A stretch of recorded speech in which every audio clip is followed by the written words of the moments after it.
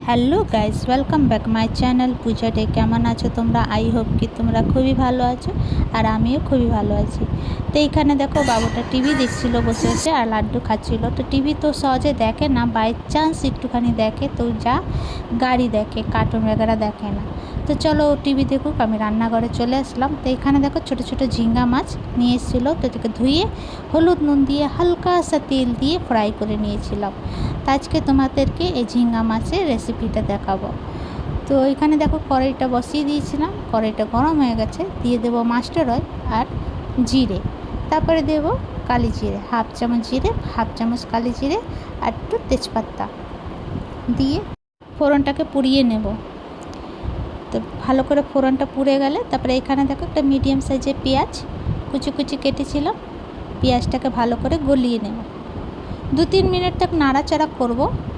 2-3 minute নাড়াচাড়া করে তারপরে এখানে আমি বেগুন কেটেছিলাম ছোটো ছোটো করে, তো বেগুনটাকে দিয়ে দেবো। বেগুনটাকে দিয়ে 2-3 মিনিট তক নাড়াচাড়া করবো। তারপর দেবো কিছুটা শুকনো মশলা, লঙ্কা পাউডার, হলুদ পাউডার, স্বাদ অনুসার নুন, তারপরে দিব সবজি মশলা। আর এর মধ্যে কিছু মশলা যাবে না, একটু আদা রসুনের পেস্ট হাফ চামচের মতন। তো ভালো করে একটু নাড়াচাড়া করব, ঢেকে ঢেকে বানাবো যে সিদ্ধটা হয়ে যাক তাড়াতাড়ি।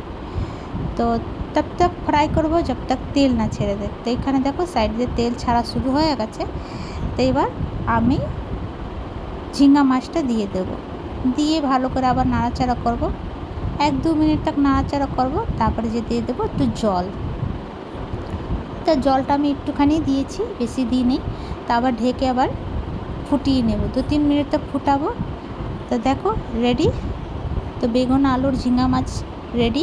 তো তোমাদেরকে আমার ভিডিওটা কেমন লাগলো? ভালো লাগলে প্লিজ লাইক শেয়ার কমেন্ট করো, সাবস্ক্রাইব করে দিও। আবার নতুন ভিডিওর সঙ্গে দেখা হবে। তো তোমরা সবাই ভালো থেকো, সুস্থ থেকো। ভিডিওটা কেমন লাগলো কমেন্ট করে জানিও। তো চলো ভিডিওটা এখানে শেষ করছি। Bye bye, take care.